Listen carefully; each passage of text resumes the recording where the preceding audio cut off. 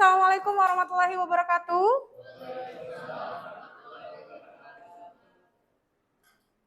Gimana kabar hari ini, sehat ya? Alhamdulillah. Sebelum kita mulai, terlebih dahulu kita berdoa. Semoga yang dalam kondisi sakit segera Allah pulihkan. Yang sedang ada di jalan dan berlibur, semoga Allah rilekskan. Dan tidak lupa membawa oleh-oleh untuk keluarga di sini ya. Kemudian pembelajaran bisa bermanfaat dan lancar. Berdoa dipersilakan. Sudah selesai, saya absen tadi yang tidak masuk. Aila ya? Selain Aila Arumi. Selain Aila Arumi siapa lagi? Sudah? Hari ini masuk ke dalam subbab terakhir. Jadi nanti di pertemuan yang ketujuh, ini pertemuan kelima. Di pertemuan yang ketujuh, kalian akan menyelesaikan masalah dalam bentuk masalah yang lebih kompleks. Jadi dari subbab 1 sampai subbab ketiga itu dicampur. Oke. Yang sekarang ini masuk ke subbab ketiga atau subbab yang terakhir. Apakah dia? Kalau kemarin judulnya adalah perkalian sinus dan kosinus, sekarang adalah jumlah dan selisih sinus kosinus. Oke. Di pertemuan yang kelima, sekarang pertemuan kelima, ya, dan keenam yaitu di hari Jumat, pertemuannya yang dibahas yang pertama jumlah dan selisih pada bentuk sinus itu hari ini. Di pertemuan selanjutnya adalah jumlah dan selisih pada bentuk kosinus. Sebelumnya di awal kalian pernah belajar jumlah dan selisih dua sudut. Ingat nggak? Sin A plus B. Kalau yang ini bukan sin A plus B. Sin A tambah sin B. Jadi sinnya yang dijumlahkan, bukan sudutnya. Cara mengerjakannya apakah berbeda? Kita lihat dulu. Oke. Tujuan pembelajarannya semoga terlihat ya. Yang pertama, waktunya kalian membuktikan kenapa rumus itu didapatkan. Karena kalau di kelas 12 tinggal kalian mengingat, ya enggak? Kalian mau mengaplikasikannya. Tapi kalau di kelas 11 dan kelas 10 sebaiknya adalah rumus itu kalian tahu dapat dari mana. Kemudian menentukan nilai trigonometri dengan menggunakan rumus yang kalian temui.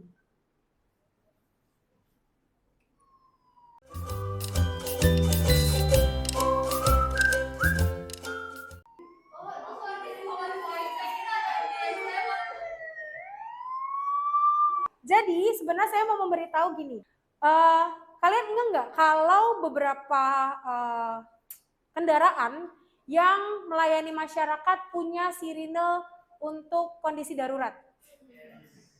Kalau saya ngehnya, setiap saya ketemu sirine kayak gini, ih ambulan padahal polisi. Ya nggak? Ih ambulan ternyata pemadam kebakaran. Nah maksudnya Bu Linda adalah kelihatannya nggak nyambung. Tapi kalau diengehin, apakah bunyi yang ada begitu aja ada? Pasti ada hitungannya. Dan kalau kalian ngehin, sirine mereka itu semakin lama semakin, kalau menurut Bu Linda semakin kayak kenceng gitu. Nah pastinya ada pengaturan gelombang bunyi di sana. Kenapa?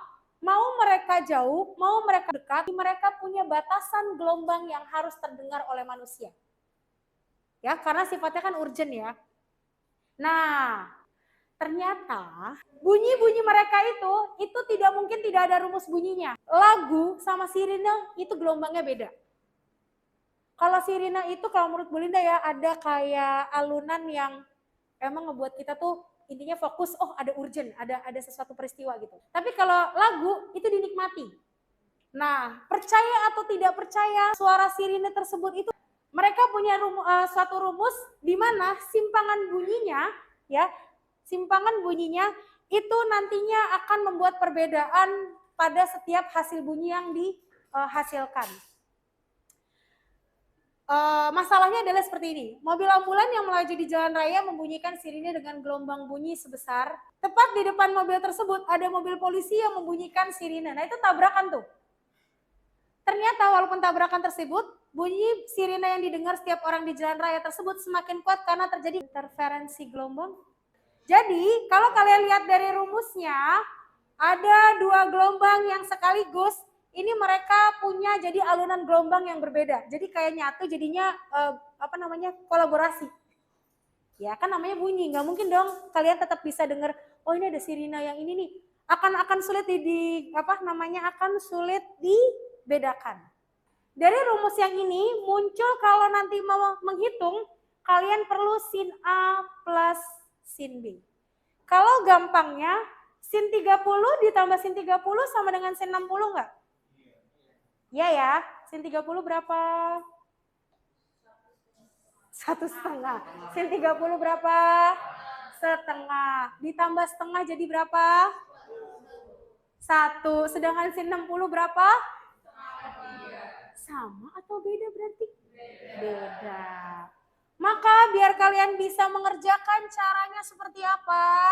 Ini dia. Ya, step pembelajarannya seperti biasa.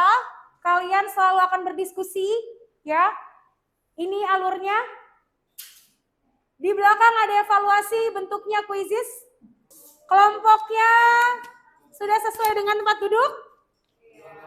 Oke. Anak-anak baik, boleh minta perhatiannya? Proses kalian saat ini itu penilaian bagi saya. Bukan saya yang hanya mengambil evaluasi, tapi kalian saya ambil evaluasinya. Setiap proses kalian yang kalian hargai diri kalian masing-masing, itu saya nilai. Saya akan lihat ketika kalian bertanya, itu bagian dari penilaian saya. Ketika kalian aktif, itu bagian dari penilaian saya. Ketika kalian ngobrol, itu bagian penilaian dari saya. Oke, kelompoknya dimulai. Ini 1, 2, 3, 4, 5, 6. Ya. Dah? Ada yang mau ditanya dulu? Enggak? Nanti boleh ditanyakan ke saya ya, kalau ada yang perlu ditanyakan.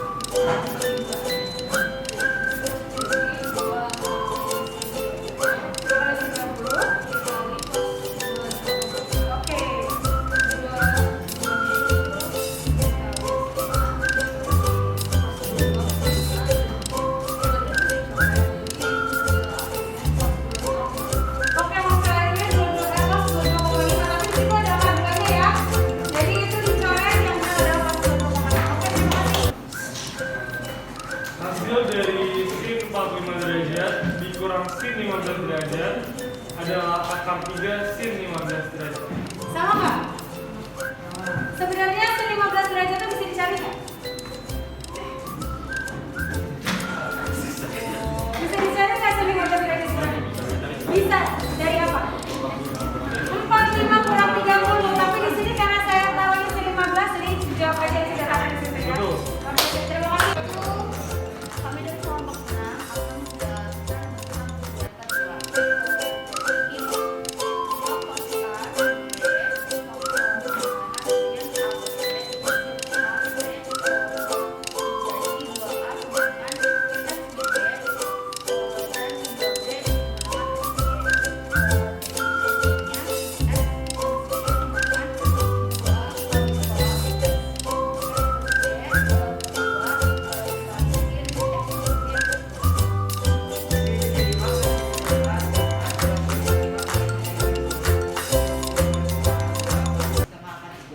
Hasilnya setengah karena.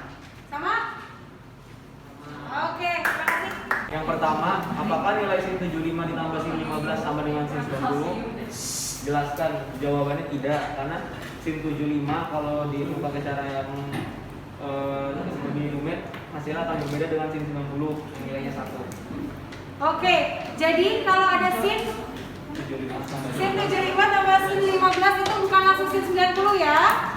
Oke, yang kedua, Kedua, apakah terdapat perbedaan rumus antara penjumlahan dengan selisih sinus? Jika iya, di mana letak perbedaannya? Letak perbedaannya terdapat pada patokan awal dari persamaannya, yang penjumlahan menggunakan sin dikali cos, kalau yang selisih menggunakan cos dikali sin. oke, sebentar. Sampai sini. Coba Kresna